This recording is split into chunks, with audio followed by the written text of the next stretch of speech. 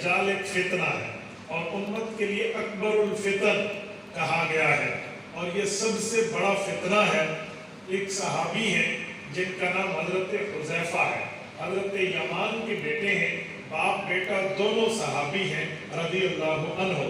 وہ فرماتے ہیں، صحیح بخاری میں ہے، کان الناس یسألون عن رسول اللہ الخیر، نبی علیہ السلام سے باقی صحابہ خیر کے متعلق پوچھتے، وَكُنْتُ أَسْأَلَهُ عَنِ الشَّرِّ، اور میں رسول اللہ صلی اللہ علیہ وسلم سے شر کے متعلق، فتنوں کے متعلق، فساد کے متعلق پوچھتا۔ شاگردوں نے چہرہ اٹھایا اور استاذ کے چہرے پر نظر رکھ کے ان کا شربت دیدار پیتے ہوئے سوال کیا، استاذ مکرم، لوگ خیر پوچھتے، آپ شر پوچھتے، لوگ صلح کی بات پوچھتے، آپ فساد کی بات پوچھتے، ریزن، وجہ، بیس، بنیاد، لاجک کیا ہے؟ حضرت حذیفہ نے فرمایا، وہ خیر کسی لیے پوچھتے تاکہ خود بھی عمل کریں، آگے بھی بتائیں، اور میں شر کسی لیے پوچھتا مخافت یدرکنی، تاکہ خود بھی بچوں اور آگے بھی بچا پاؤں۔ دیکھو یہ بھی فتنے کا عنوان ہے، تو اس فتنے کو ہم اس لیے بیان نہیں کر رہے کہ اس فتنے میں لوگ مبتلا ہو جائیں، مخافت یدرکنی، ہم اس وجہ سے اس کو بیان کر رہے ہیں تاکہ ان سے ہم خود بھی بچیں اور آگے بھی بچا پائیں۔ یہ عنوان کے متعلق بنیادی طور پر ایک بات ہے۔ اب آ گیا قیامت کے متعلق، میں تمہیداً ایک جملہ کہتا ہوں، دیکھیں قیامت جو ہے یہ آ کر ہی رہنی ہے، لیکن کوئی قیامت کے لیے حدیث میں ایسے لفظ بھی آتے ہیں کہ من مات فقد قامت قیامتہ، کہ جو آدمی مر گیا اس کی قیامت تو قائم ہو گئی۔ تو لوگ سوال کرتے ہیں کہ اس کے اوپر تو قیامت آ گئی، ہماری قیامت بعد میں آئے گی، کیا قیامتیں کئی ہیں یا قیامت ایک ہے؟ میرے دوستو قیامت ایک ہی ہے، لیکن یہ جو فرمایا گیا نا کہ اس پہ قیامت قائم ہو گئی، مراد یہ ہے کہ جو بندہ برزخ میں چلا جاتا ہے، قبر میں چلا جاتا ہے، دنیا سے نکل جاتا ہے، وہ واپس نہیں آ سکتا، اتنی بات سمجھائی گئی ہے، ورنہ قیامت کا معاملہ ایک ہی ہے اور وہ سب سے آخر میں آئے گا۔ اب قیامت کب آئے گی؟ قیامت کی علامات کیا ہیں؟ تین قسم کی علامات ہیں، ایک کو علامت بعیدہ کہتے ہیں، ایک کو قریبہ کہتے ہیں، ایک کو علامت متوسطہ کہتے ہیں۔ علامات بعیدہ کا معنی کہ قیامت دور اور نشانیاں بھی دور، قیامت کے علامات قریبہ کا معنی بالکل قریب جا کے وہ نشانیاں ظاہر ہو، متوسط کا معنی کہ ابھی بہت قریب نہ ہو، اس سے درمیان میں چیزیں ظاہر ہونا شروع ہو جائیں۔ جو علامات بعیدہ ہیں وہ تو ہو چکی ہیں، مثلا حضور علیہ السلام کا دنیا میں مبعوث ہو کے دین پہنچا کے دنیا سے چلے جانا، اس کے بعد قیامت ہے، کیونکہ قرآن میں فرمایا ہے کہ نبوت پہ ایمان کی تین شرطیں ہیں۔ پہلی ما انزل الیک، قرآن کو مانو، دوسری وما انزل من قبلک، پھر پہلی کتابوں کو مانو، اور تیسری وبالآخرۃ ھم یوقنون، قیامت کو مانو۔ تو حضور کی آمد کے بعد قیامت کے قریب ہونا یہ علامات بعیدہ میں پہلی علامت ہے۔ اسی کو حدیث پاک میں اللہ کے رسول نے یوں فرمایا، ابن عباس رضی اللہ عنہما مفسر قرآن ہیں، حبر الامہ ہیں، رسول اللہ کے چچا زاد بھائی ہیں، وہ ارشاد فرماتے ہیں، جامع ترمذی میں روایت موجود ہے کہ اللہ کے رسول نے اپنے ہاتھ مبارک کو کھڑا کیا اور تین انگلیوں کو بند کیا، دو انگلیاں بلند فرمائی اور فرمائے لوگوں انا والساعۃ کہاتین، فرمائے جیسے یہ دو انگلیاں اکٹھی ہیں ایسے میں اور قیامت اکٹھے ہیں۔ مراد کیا؟ حضور اور قیامت میں اس طرح کوئی نایاب نبی نہیں ہے جیسے کہ ان دو انگلیوں کے درمیان کوئی نئی انگلی۔ یہ بنیادی طور پہ قیامت کے متعلق باتیں ہیں۔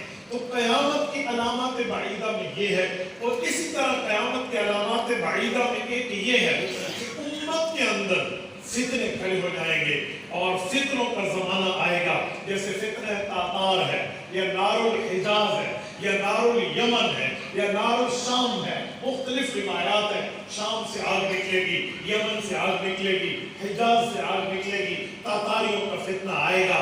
یہ علامات کے اشارات موجود ہیں، یہ علامات بعیدہ ہیں، یہ ہو چکی ہیں، اس کے متعلق کسی کو شک نہیں ہے۔ اب دو علامات قیامت کی رہ گئی، نمبر ایک متوسطہ दरमियानी। नंबर 2 अलामत करीबा, बिल्कुल करीब क़यामत के ऊपर जाके उनको पूरा होगा। तो 2 किस्म की निशानियां हैं, ये दोनों मिलाकर बताई गई हैं। हदीस पाक में इनका टाइम फ्रेम नहीं दिया गया, हुजूर पाक ने इसका ज़माना तय नहीं फरमाया, हुजूर ने स्पेसिफिक एक टाइम जोन नहीं तय फरमाया कि ये यूं नहीं फरमाया, इन अलामात को मिलाकर बयान फरमाया। उसकी कई वजह हैं, बुनियादी वजह यह है कि बंदे को हर वक्त क़यामत के बारे में फिक्रमंद होना चाहिए, इसीलिए उसको मिलाकर बयान किया गया है। तो मैं दोनों किस्म की निशानियां आपके सामने रखूंगा कि क़यामत की निशानियां क्या है, क़यामत की अलामात क्या है और क़यामत किस तरतीब पर आएगी। पहली और बुनियादी बात अर्ज कर दूं, फिर उसके बाद मैं निशानियां रखता हूं। एक बात आपने सुनी होगी कि कुरान करीम की खुलासे की लफ्ज आपने एक सफ़े पे पढ़ने हो तो वो सूरतुल फातिहा है। जो सूरत फातिहा है ये पूरे कुरान का खुलासा है। लोग कहते हैं कैसे खुलासा है, पूरे कुरान में 6 बातें हैं और वो 6 की 6 बातें सूरत फातिहा में हैं। पूरे कुरान में कितनी 6 बातें हैं? नंबर 1 तौहीद, नंबर 2 रिसालत, नंबर 3 क़यामत, नंबर 4 अहकाम, नंबर 5 मानने वाले, नंबर 6 न मानने वाले। ये पूरे कुरान में है। अल्लाह ने या तौहीद सुनाई है कहीं, या रिसालत सुनाई है, या अल्लाह ने क़यामत बताई है, या अहकाम बताए हैं, या मानने वालों का जिक्र है या ना मानने वालों का। ये पूरे कुरान में तफसीलन मौजूद है। लेकिन ये 6 की 6 चीजें सूरतुल फातिहा के अंदर मौजूद है। 6 की 6 चीजें आप कहेंगे कहाँ है? मैं आपके सामने तौहीद की बात ले तो अल्हम्दुलिल्लाह रब्बिल आलमीन अर्रहमानिर रहीम में तौहीद मौजूद है, मालिक यौमिद्दीन में क़यामत मौजूद है, इय्याका नअबुदु व इय्याका नस्तईन में अहकाम मौजूद है, और सिरातल लज़ीना अनअमता अलैहिम में रिसालत मौजूद है। अनअमता अलैहिम में जैसे रिसालत है वैसे मानने वाले हैं, क्योंकि मिनन नबिय्यीन व सिद्दीकीन व शुहदा व सालिहीन है, और गैरिल मग़ज़ूबि अलैहिम व ज़ालिमीन में न मानने वाले हैं। तो ये 6 चीजें सूरत फातिहा में है। तो जैसे सूरत फातिहा पूरे कुरान का खुलासा है, ऐसे एक हदीस है जो पूरी हदीसों का खुलासा है। सूरत फातिहा को कहते हैं उम्मुल कुरान, ये कुरान की बुनियाद है, कुरान का खुलासा है। ऐसे उस हदीस को कहते हैं, जो मैं हदीस पढ़ने लगा हूँ, कि उसका नाम है उम्मुस सुन्ना, वो सुन्नत की बुनियाद है और वो हदीस की बुनियाद है। वो क्या हदीस है? उसका नाम है हदीस जिब्राइल। बुखारी में भी है, मुस्लिम में भी है, मुस्नद अहमद में भी है, और इसी तरह मिशकात में भी है। मिशकात के तो इब्तिदा में मौजूद है। वो हदीस क्या है सुने, मैं वो हदीस अर्ज देने लगा हूँ। मैं पूरी हदीस नहीं सुना रहा, सिर्फ अपने उन्वान का जुमला सुनाकर इसकी तरफ आऊंगा। एक हदीस है, हज़रत उमर फरमाते हैं कि हम रसूलुल्लाह सल्लल्लाहु अलैहि वसल्लम, हम हुजूर के पास बैठे थे। इज़्तला अलैना रजुल, अचानक एक शख्स आया, शदीदु बियाज़ सियाब, और उसके कपड़े जो थे बिल्कुल साफ सुथरे थे, शदीदु सिवाद शाअर, और उसके जो बाल थे वो बिल्कुल साफ सुथरे बेहतरीन बने हुए थे। कपड़े भी साफ थे, बाल भी साफ थे। ये निशानी है कि मदीना का रहने वाला था। दूर का होता तो इस पर कोई असर सफर होता तो फरमाते हैं ला युरा अलैहि असर सफर, सफर का असर भी नहीं था, तो पता चला मदीना का है। अगर मदीना का होता तो तुम जानते, कहते हैं। लेकिन अगली बात वला यअरिफुहु मिन्ना अहद, हमने कोई मतलब उसको जानता भी नहीं था। अच्छा, हम जानते नहीं है तो फिर बाहर का है, अगर बाहर का है तो कपड़े भी मैले होते, गर्दो गुबार बालों पे भी होता। अब बाहर का नहीं है, हम पहचानते भी नहीं है, शशुपल में पड़ गए बंदा कौन है। इसी इस्लाम में कि हम उससे कोई सवाल करें, उसने काम किया। काम क्या किया? कहते हैं फअस्नद रुकबतैहि इला रुकबतैहि, उस शख्स ने आया और अपने घुटनों को उस शख्स ने आगे किया, रसूलुल्लाह के घुटनों के साथ मिला दिया। नबी अलैहिस्सलाम के घुटनों के साथ उसने मिला दिया, और नबी अलैहिस्सलाम के घुटनों के साथ मिलाया, अपने हाथों को हुज़ूर पाक के नाम पे रखा और नबी अलैहिस्सलाम से बात करने लगा। हमने कहा यार इसे आदाब भी आते हैं, सवाल करने आया तो शागिर्दी की तरह बैठ रहा है, फिर अदब और लजाजत से सवाल कर रहा है। लेकिन उसने कहा कि या रसूलल्लाह मुझे इस्लाम बताएं, ईमान बताएं, एहसान बताएं। 3 सवाल किए। हुजूर ने इस्लाम की जो है ना 6 चीजें, ईमान की 5 चीजें, एहसान की 2 चीजें, ये बयान फरमा दी। इसको उन्वान से ताल्लुक नहीं है, मैं इसलिए उसको छोड़ रहा हूँ। फिर उसने चौथा सवाल किया और उसने पूछा कि ये बताएं अखबिरनी अनिस्साअ, बताएं क़यामत कब आएगी। ये जो उन्वान है, क़यामत कब आएगी। उसने सवाल किया, फिर अल्लाह अल्लाह के रसूल सल्लल्लाहु अलैहि वसल्लम ने जवाब दिया, मल मस्ऊलु अन्हा बिअअलम मिन अस्साइल, जितना तुझे पता है उतना मुझे पता है। क्या मतलब? यानी अल्लाह को पता है, ये बात इतनी तो तेरे मेरे दरमियान है। तो कहते हैं जब हुजूर ने ये फरमाया, हज़रत उमर कहते हैं उस शख्स ने अर्ज किया, इतनी बात तो ठीक हो गई, लेकिन कुछ निशानियां हैं जो आपको पता है मुझे नहीं पता। फखबिरनी अन अमारातिहा, आप मुझे निशानियां फरमा दें। तो अल्लाह के रसूल ने 2 निशानियां बताई। अब सुने, ये 2 निशानियां अल्लाह हमें महफूज रखे। ये इसलिए सुना रहा हूँ, पहले मैं बाद में कोई और। अगर हम में ये हो हम फौरन इससे तौबा कर लें, हम में ये हो फौरन इससे हट जाएं। हुजूर पाक ने फरमाया पहली निशानी अंतालिदल अमतु रब्बताहा, दूसरी निशानी वअंतरल खुफातल उरातल आल्ला लिआशाय ततावलून फिल बुनियान। मैं तर्जुमे से समझाता हूँ, तवज्जो। फरमाया पहली निशानी, क्या पहली निशानी? फरमाया पहली निशानी अंतालिदल अमतु रब्बताहा, जो औरत अपना बच्चा जनेगी वो बच्चा नहीं जनेगी, गोया बांधी अपने आका को जन रही है। फरमाया बांधी आका को जन रही है, ये कैसे हो सकता है? फरमाया ये क़यामत की निशानी है। और दूसरी निशानी फरमाया जिनके पाँव में जूतियां नहीं होंगी, बकरियां चराने वाले होंगे, वो बिल्डिंग में मुकाबला करेंगे, तेरी बिल्डिंग ऊंची या मेरी ऊंची। ये 2 निशानियां हैं। अब ये उस जमाने का लफ्ज है जो हुजूर ने फरमाया। जदीद दौर में समझाना बड़ा आसान है। आप कहेंगे क्या? ये पहली निशानी है कि बांधी अपने आका को जनेगी। अल्लाह माफ फरमाए, अल्लाह माफ फरमाए। मैं इसकी तशरीह करने लगा हूँ, गलत है तो अल्लाह माफ फरमाए, ठीक है तो अल्लाह कबूल फरमाए। मुराद ये है कि क़यामत से पहले घर में वालिद की हैसियत नौकर जैसी होगी, बेटे की हैसियत मालिक जैसी होगी, बेटी की हैसियत मालकन जैसे होगी और माँ की हैसियत नौकरानी जैसी। ये पहली निशानी अंतालिदल अमर रब्बताहा। हमें देखना होगा कि मेरा और मेरे वालिद का, between me and my parents, मेरे और मेरे वालिद के दरमियान रिलेशनशिप क्या है, ताल्लुकात क्या है, और उस रिलेशनशिप का मामला क्या है।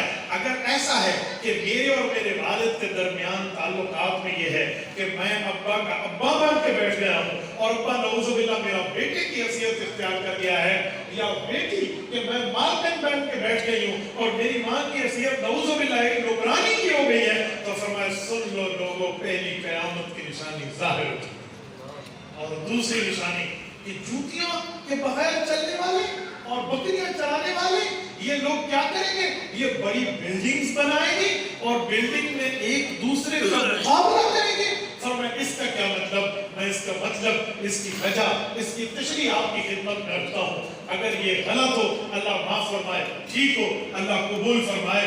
जदीद जुबान में इसका तर्जुमा क्या है कि बंदा देहात में रहता था, कौम कुछ और थी, शहर में आ गया, वेल सेटल हो गया, बेहतरीन उसकी जो है ना आमदन हो गई और जबरदस्त हो गया, तो उसने अपनी कौमियत बदल दी कि जी मैं क्यों अपनी कौम को बताऊं जो देहात में कौम थी, चलो हम किसी ऊंची कौम की हैं। हालांकि कौम ऊंची और नीची नहीं है, इन्ना अक्रमकुम इंदल्लाहि अत्काकुम, वजह तकवा थी, इसने तकवे को भूला, कौम को बदला। हदीस पाक में है जिसने कौम बदली गोया इसको अपने बाप बदलने का शौक है, ये इस तरह कर रहा है। तो दूसरी निशानी यही होगी कि अगर कौमियतें बदली और इधर आके मैं पैसे का मुकाबला करने बैठ गया, एक मैं अपना घर बना रहा हूँ जरूरत पे, 10 मंजिला जरूरत है आप 10 बना लो, शरीयत मना नहीं करती, लेकिन एक है किसी के दिखलावे के लिए, किसी को जलाने के लिए, किसी की जेलसी में, किसी की रद में और किसी की तरदीद में अपने माल का इजहार करो ताकि वो जले। फरमाया ये क़यामत की निशानी, जब ये पूरा हो जाए समझ जाओ दूसरी क़यामत की निशानी पूरी। ये हदीस है जो मैंने खुतबे में पढ़ी है और आपकी खिदमत में मैंने हदीस समझा दी। अब आइए जरा उस आयत की तरफ, कुरानी आयत की तरफ जो हमने अक्सर पढ़ते हैं, जो मैंने खुतबे में पढ़ी, मैं उसका मतलब भी समझा दूं। फरमाया यसअलूनका अनिस्साअति अय्यान मुरसाहा, ऐ नबी अलैहिस्सलाम लोग आपसे पूछते हैं बताएं क़यामत कब कायम होगी, अय्यान मुरसाहा किस वक्त कायम होगी। फरमाया फीमा अंत मिन ज़िक्रिहा, तू इसकी बात क्यों पूछ रहा है? ये सवाल करे उससे, अगर तू इसलिए पूछ रहा है कि तूने नेकियां इकट्ठी कर ली हैं तो फिर पूछ नहीं, अल्लाह का शुक्र अदा कर। और अगर तू इसलिए पूछ रहा है कि तेरे ज़िम्मे गुनाहों का बोझ ज्यादा है तो फिर तौबा कर, पूछ नहीं। یہ تو رب کے معاملات ہیں، اللہ جانتا ہے، بس نشانیاں بتا دی گئی ہیں، نشانیوں کی بنیاد پر معلومات ہیں، یہ نہیں پتا کہ اس نشانی میں کس طرح واقع ہونا ہے، بس اب ہم نے اپنی سوسائٹی کو، اپنے معاشرے کو دیکھنا ہے کہ ہمارے اوپر نشانیاں کب پوری ہو رہی ہو، کس طرح ہو رہی ہے۔ یہ میں نے تمہید بتائی ہے تاکہ میں اگلی گفتگو سمجھاؤں۔ پتہ ہے تمہید کسے کہتے ہیں؟ آپ کہیں گے بہت بڑا لفظ ہے، میں تمہید کا عوامی مطلب سمجھا دوں۔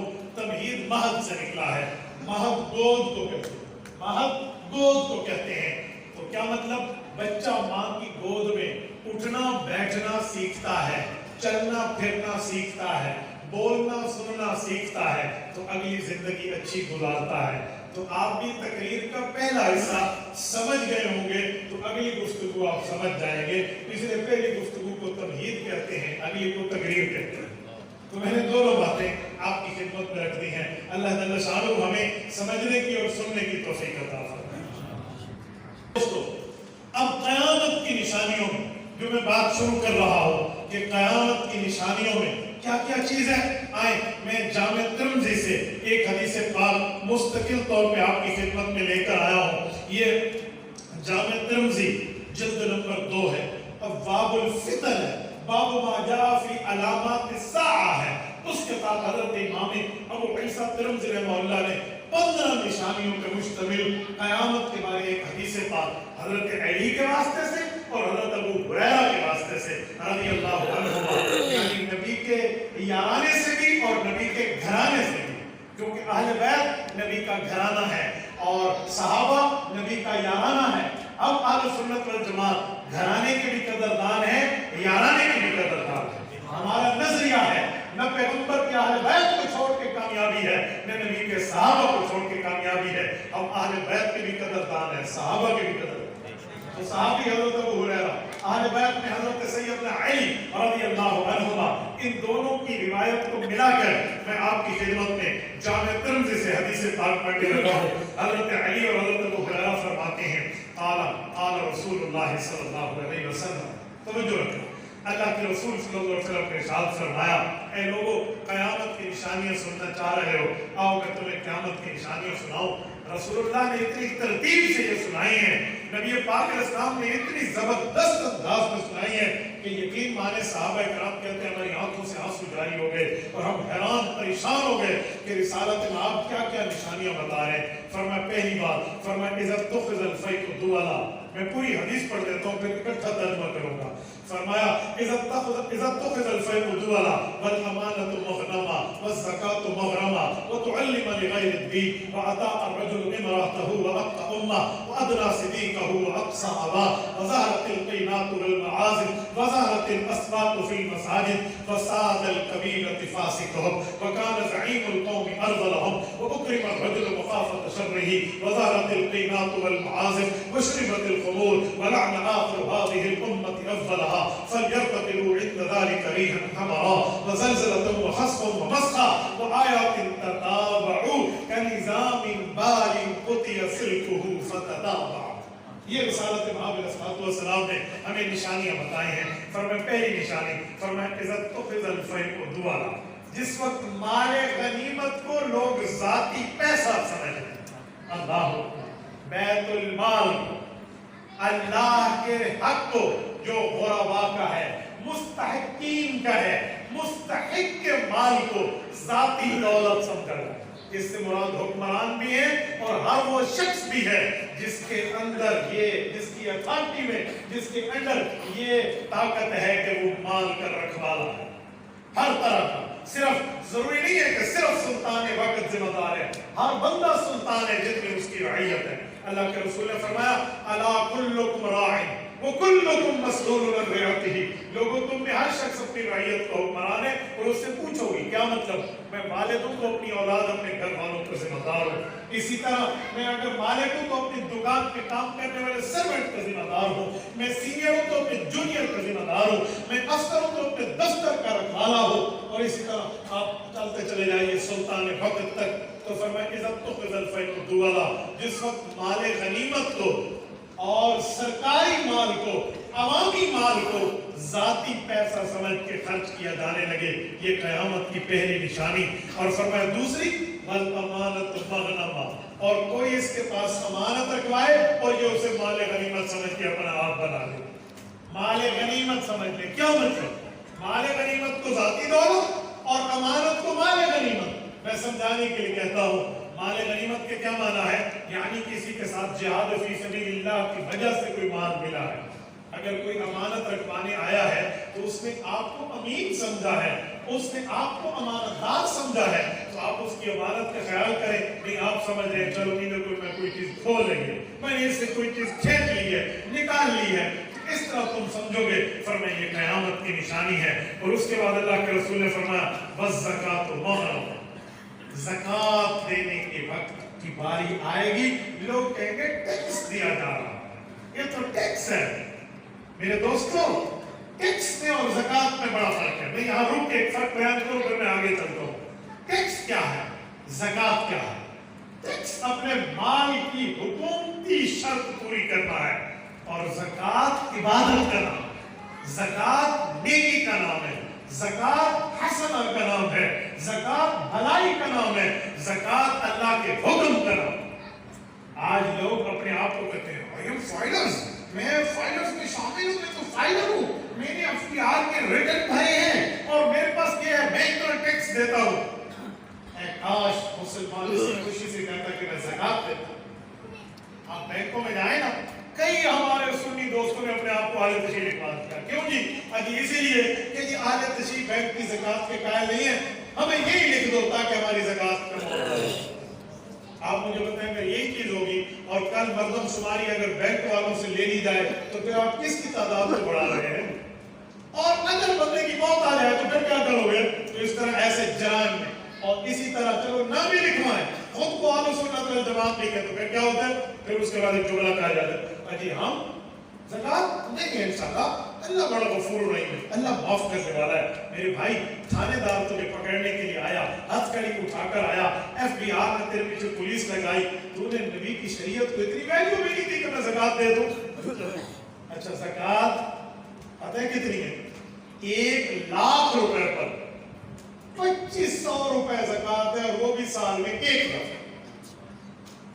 میں پھر دوہرا رہا ہوں، شاید کوئی ہونگ رہا ہو، 1,00,000 روپے پر 2,500 روپے زکات ہے، وہ بھی سال میں ایک مرتبہ۔ اس کے دوران تمہارے پاس کروڑوں آئے، باقیوں میں نہیں، سال کا شروع سال کا آخر دیکھیں گے، وہ اتنی سی بات ہے، 40واں حصہ آپ کے پاس 1 کروڑ روپے ہے، 40 پہ تقسیم کرو، جو جواب آیا وہ زکات ہے، 40 پہ تقسیم کرو۔ یعنی میں مثال سمجھانے کے لیے کہتا ہوں، بالفرض اگر 100 روپے پہ زکات آتی تو 97.5 روپے آپ کے اور 2.5 روپے فقیر کے، اور موت ایسے پڑتی جیسے 97.5 ہم فقیر کو دے رہے ہیں۔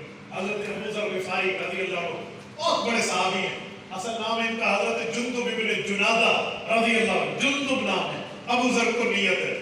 وہ فرماتے تھے کہ رب کا تو حکم ہے 97.5 آپ کے اور 2.5 اللہ کے، لیکن میرا جی چاہتا ہے 2.5 ہم رکھ لیں، 97.5 اللہ کو دے دیں۔ کیوں؟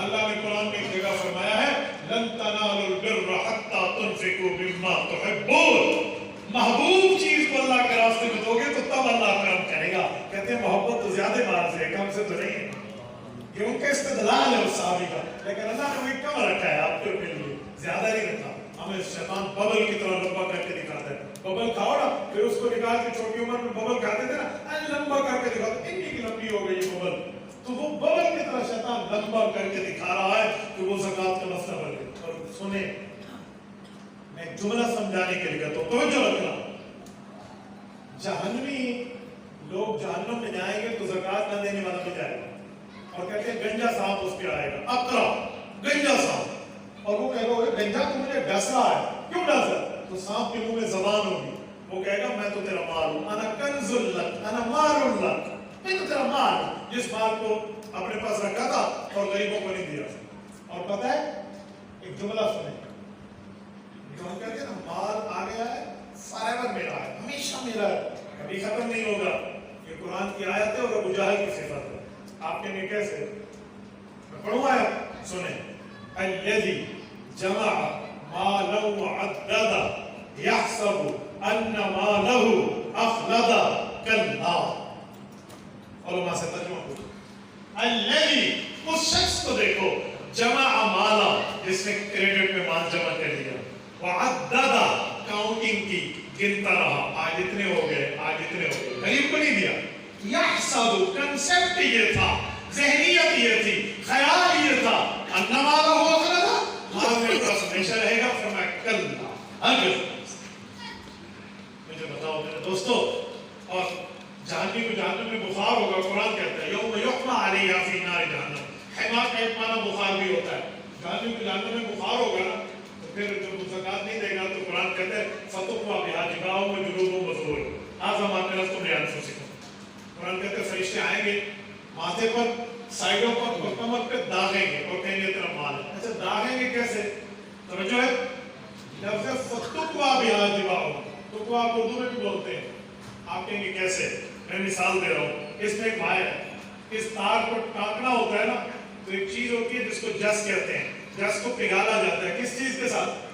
بولیے, کاویہ کے ساتھ. کاویہ پگھالتا ہے, ٹانکا لگ جاتا ہے. تو فتوقہ عربی میں کاویہ وہی سے لکھتا ہے, فتوقہ بہا جباہہم, انہیں کاویہ کے ساتھ داغا جائے گا.